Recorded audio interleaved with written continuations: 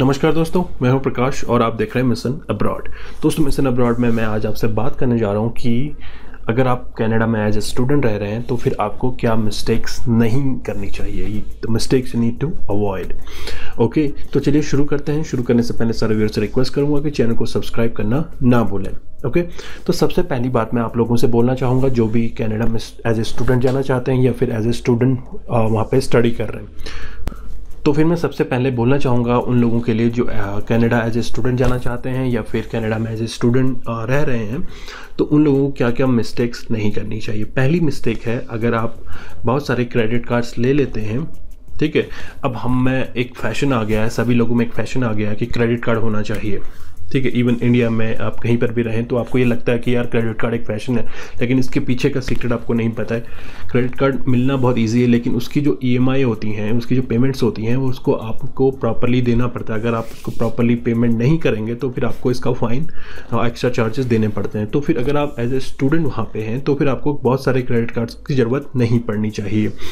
But ये depend करता है कि आपके फैमिली बैकग्राउंड के ऊपर। बहुत सारे ऐसे हैं कि जो रिच फैमिली से आते हैं और बहुत सारे क्रेडिट कार्ड्स ले लेते हैं और उन्हीं को देख के अदर स्टूडेंट भी उन्हीं को फॉलो करने की कोशिश करते हैं और लग्जरी लाइफ जीने की कोशिश करते हैं। But end of the day आपके पास उनको पे करने के लिए इतना पैसा नहीं होता कि आपका ये जो लॉन्ग रन पे है, अगर आप नेक्स्ट टाइम वर्क परमिट के लिए जाते हैं या फिर किसी भी तरीके के जॉब के लिए जाते हैं तो उस टाइम पे आपको ये प्रॉब्लम क्रिएट हो सकती है, ठीक है। क्योंकि जब आप वर्क परमिट के लिए जाते हैं तो आपका पूरा स्टूडेंट टाइम का पूरा हिस्ट्री चेक किया जाता है, ठीक है। और जिसमें आपके पूरे रिकॉर्ड्स चेक किए जाएंगे कि आपके पास कौन कौन से क्रेडिट कार्ड्स हैं, ये सब चीज़ें चेक की जाएंगी। अगर आपने प्रॉपर तरीके से उनका EMI पे नहीं किया है तो फिर आपको यहाँ पे प्रॉब्लम क्रिएट हो सकती है आपके वर्क परमिट ऑब्टेन करने में, ठीक है। इसके बाद बात करूँगा do not get a car. अब ये उन लोगों के लिए है जो लोग मीडियोकर फैमिली से हैं, ठीक है, और जो लोग जस्ट फॉर स्टडी आए हैं, देन इसके बाद अर्न करना चाहते हैं और आपको लगता है कि यार कि यहाँ पे आके आप लग्जरी लाइफ जिएंगे, बट आपका अर्निंग भी उसी तरीके से होना चाहिए, ठीक है। आप एज ए स्टूडेंट है, आपका जो पार्ट टाइम वर्क का पीरियड है वो एक लिमिटेड है, ठीक है, और आपको यहाँ पे स्टडी करने के लिए आए हैं और इस तरीके के लग्जरी लाइफ जीने में अगर आप रहेंगे तो फिर आपका स्टडी में और नेक्स्ट आपका जो स्टेप है वर्क परमिट में आपको यहाँ पे प्रॉब्लम क्रिएट हो सकती है, ठीक है, क्योंकि आपने EMI देनी है और पेमेंट्स आपने फुलफिल करनी है। अगर आपका फैमिली बैकग्राउंड अच्छा है, फैमिली सपोर्ट आपको मिलता है, देन इट्स ओके। अदरवाइज आपको यहाँ पे कार लेने की कोई भी ज़रूरत नहीं है जब तक आप प्रॉपरली सेट नहीं हो जाते। अगर आप एक अच्छे तरीके से अच्छे वे में आगे जाना चाहते हैं तो, ठीक है। इसके बाद बात करूँगा थर्ड ऑप्शन जो है, कि थर्ड पॉइंट जो है वो है कि आपको do not exceed 20 hours of work, part time work, ठीक है। अब एज ए स्टूडेंट आपको सिर्फ 20 आवर्स के पार्ट टाइम वर्क की परमिशन दी गई है और अगर आप 20 आवर्स से ऊपर जाते हैं तो फिर आपको यहाँ पे प्रॉब्लम क्रिएट हो सकती है जब आप वर्क परमिट के लिए अप्लाई करेंगे।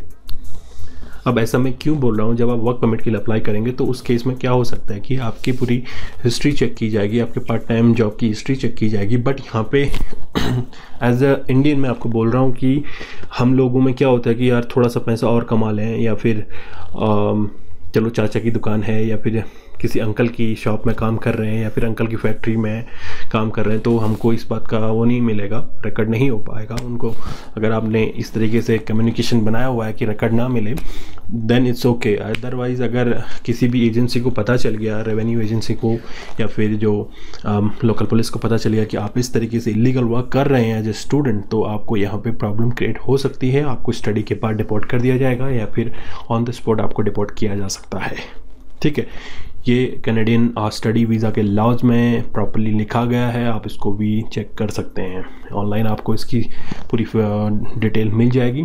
इसके बाद बात करूँगा कि do not work for cash.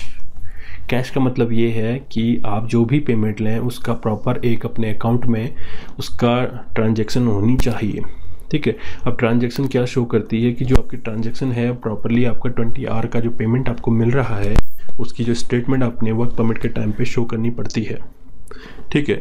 तो जो स्टेटमेंट है उसको आप एकदम क्लीन रखें ताकि आपके वर्क परमिट में कोई इश्यू ना हो।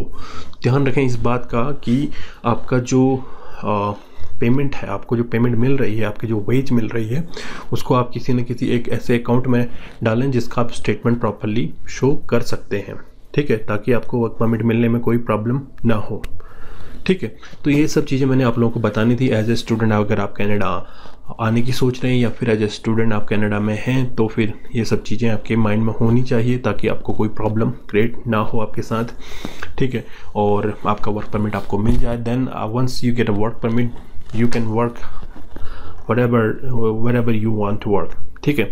तो इसके बाद जैसे जैसे आपको वर्क परमिट मिल जाएगा, ओपन हो या फिर क्लोज वर्क परमिट हो, तो उसके बाद आप जहाँ पर भी वर्क करना चाहें, पार्ट टाइम वर्क कीजिए या फिर अपना फुल टाइम वर्क कीजिए, ठीक है। तब आपसे कोई पूछने वाला नहीं है। आप जितना पैसा कमाना चाहते हैं उसके बाद कमा सकते हैं।